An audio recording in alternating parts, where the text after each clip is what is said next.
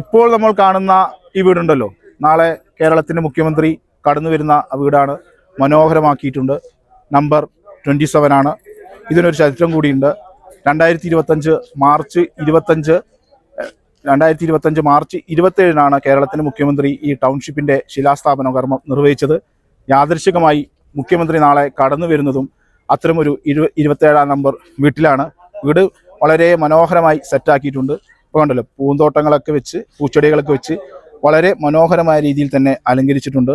ഇത് ഷൗക്കത്ത് എന്ന ദുരന്തബാധിതനാണ് ലഭിക്കുന്നത്. ഏതായാലും മുഖ്യമന്ത്രി നാളെ ആദ്യം ഈ വീട്ടിലേക്കാണ് വരിക. അതിനുശേഷമാണ് താക്കോൽദാന കർമ്മം നിർവഹിക്കാനായി പിന്നിലുള്ള ഈ സ്റ്റേജിലേക്ക് പോവുക. ഏതായാലും 178 വീടുകളുടെ താക്കോൽദാന കർമ്മമാണ് നാളെ കേരളത്തിൻ്റെ മുഖ്യമന്ത്രി നിർവഹിക്കുന്നത്. കേരളത്തിൻ്റെ ചരിത്രം, കേരളത്തിൻ്റെ മാതൃക, രാജ്യത്തിന് മുന്നിൽ കേരളം വെച്ച ആ മാതൃക, ആ താക്കോൽദാന കർമ്മത്തിനായി വയനാട് ഒന്നാകെ കാത്തിരിക്കുകയാണ്, കേരളം കാത്തിരിക്കുകയാണ്.